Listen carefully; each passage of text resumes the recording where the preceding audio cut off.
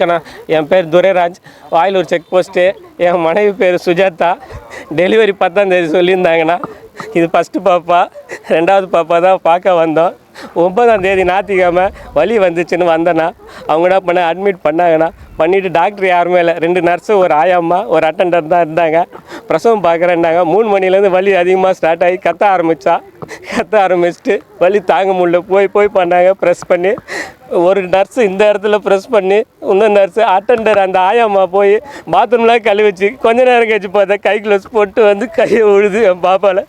பார்க்க கூடியது நான் உள்ளே போனேன். உள்ளே போய் பார்த்தா அந்த ஆயாம்மா பிரசவம் பார்க்குது. அது ஆயாம்மா பார்க்கலாமா என் குழந்தை. அதுக்கப்புறம் கொஞ்சம் நேரம் கழிச்சிட்டு, ஏம்மா உங்களுக்குலாம் வேலையே இல்லையாம்மா, டென்ஷனாக திட்டிட்டு நாங்கள் வீட்டுக்கு போத்தாவில் சொல்லிவிட்டு வெளியில் வந்து ஆம்புலன்ஸ் வர வச்சாங்க. செங்கல்பட்டு இட்டு போகிறதுக்கு ஒரு 6:45 இருக்கும். செங்கல்பட்டில் ஏறும் போது அவங்க கேட்குறாங்க, நர்ஸே கேட்குறாங்க, வயிற்றுல அசைவு இருக்கான்ட்டு.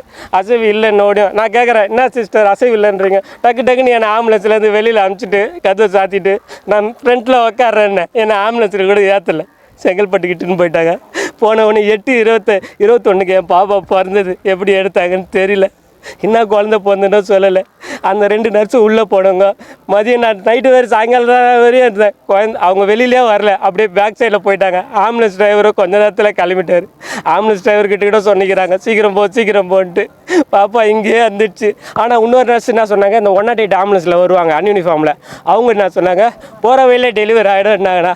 என் குழந்தைய போகும்போது உங்கள் அம்மா கண்ணை மூட போகிறாங்களான்னு சொல்லிக்கிறாங்க. சொல்லுமா சொல்லு. உன் அம்மா கண்ணை மூட போகிறாங்களா? உன் அம்மாவுக்கு என்ன வலி இதெல்லாம் அப்படின்னு கேட்டேன். இதெல்லாம் ஒரு வலியான்னு கேட்டுக்கிட்டு நான் என்ன சொல்கிறேன், முடியலண்ணா அனுப்பிச்சிட்டு இருக்கலாமே. நைட்டு 10:15 காலைல வரையும் வச்சு ஒரு உயிர் போயிடுச்சுண்ணா.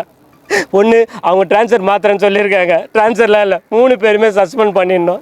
ட்ரான்ஸ்ஃபர் பண்ணிவிட்டு இன்னொரு இடம் போய் அந்த இன்னொரு குழந்தை சாவடிக்கூடாது, இன்னும் டாக்டர் போடணும். இல்லைன்னா பிரசவமே இங்கே சட்ராஸில் நடக்கக்கூடாதுண்ணா. இது நடக்கலைன்னா நான் அடுத்த வாரம் திருப்பி நான் பெரிய இடத்துக்கு கூட நான் போகிறதுக்கு ரெடி. இது என் குழந்தையோட போயிட்டேண்ணா. டாக்டர் இல்லைங்க.